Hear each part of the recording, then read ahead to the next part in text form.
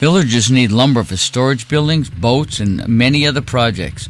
Most folks have a small sawmill or access to one. This bumblebee sawmill is easy to set up and take down, but since it's driven by a chainsaw, it leaves a large sawdust pile. This bandsaw sawmill is fairly stationary. Logs have to be brought to the mill. With bandsaw mills, there's very little sawdust or waste, but bands wander badly when they get dull and are difficult to sharpen. This is a trusty old Alaska mill. It's very portable. It's slow and a bother to adjust, but it's just a tool when a small amount of lumber is needed or the location is very remote. It is possible to cut flat surfaces by hand, but the process is tedious and not very accurate. Many years ago, this smokehouse was covered by lumber made freehand. The best time to log is in March or April. Logs winched in the snow slide more easily, and they don't get muddy as they do in the summer. Dirty logs dull the sawmill quickly. Wayne knocks 1 or 2 trees, then winches and hauls them before knocking more. This makes for a cleaner operation. In order to knock the tree in the direction he wants, he makes a front cut that is perpendicular to the direction of the fall. Then he makes a back cut. As soon as the saw blade is far enough into the tree, he inserts and hammers a wedge. He cuts and hammers the wedge alternately. The wedge keeps the tree from leaning back on the saw blade and will eventually topple the tree.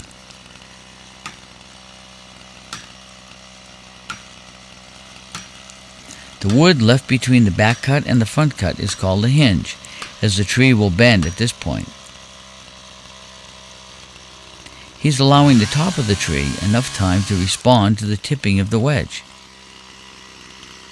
When the hinge is thin enough, Wayne hammers the wedge and waits, then hammers and waits again.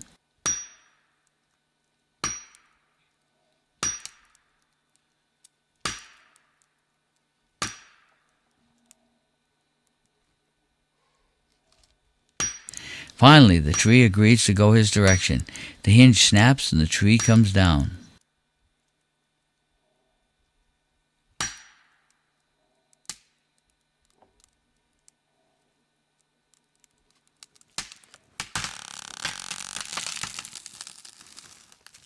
If he wants to pull the tree to one side, he will leave more wood on the hinge on that side than the other. With this technique and the proper use of wedges, he can fall almost any tree in any direction he wants, unless there's a high wind. Without a front cut, the tree would split dangerously as demonstrated here. He limbs the tree, then measures. He prefers a 4-foot stick to a tape measure that can get tangled in the branches.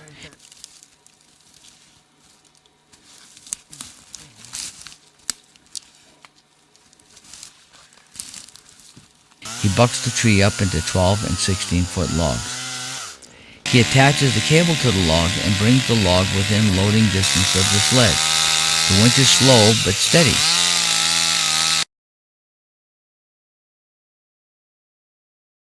The snatch block keeps the tip of the log up in the air. With a little technique, there isn't a log in this country that he can't move.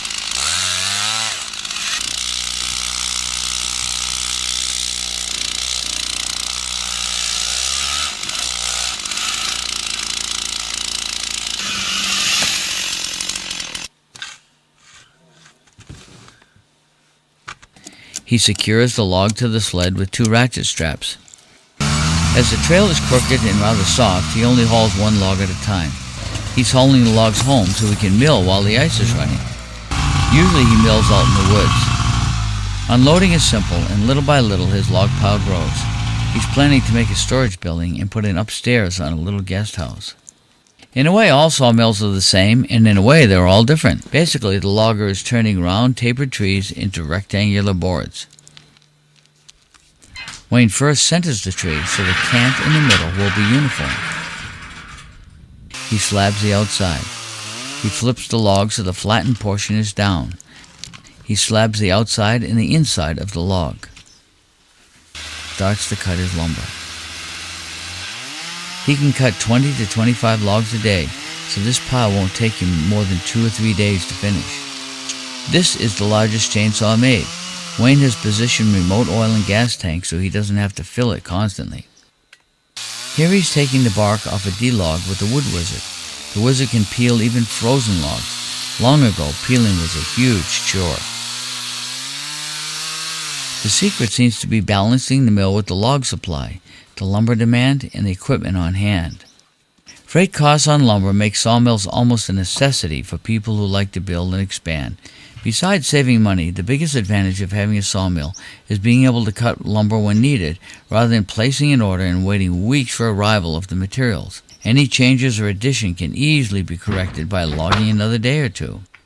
No part of the tree is wasted. This building was covered with peeled slabs that would have been sold as firewood by a commercial mill. Independence and self-satisfaction make the initial cost of a sawmill a wonderful investment.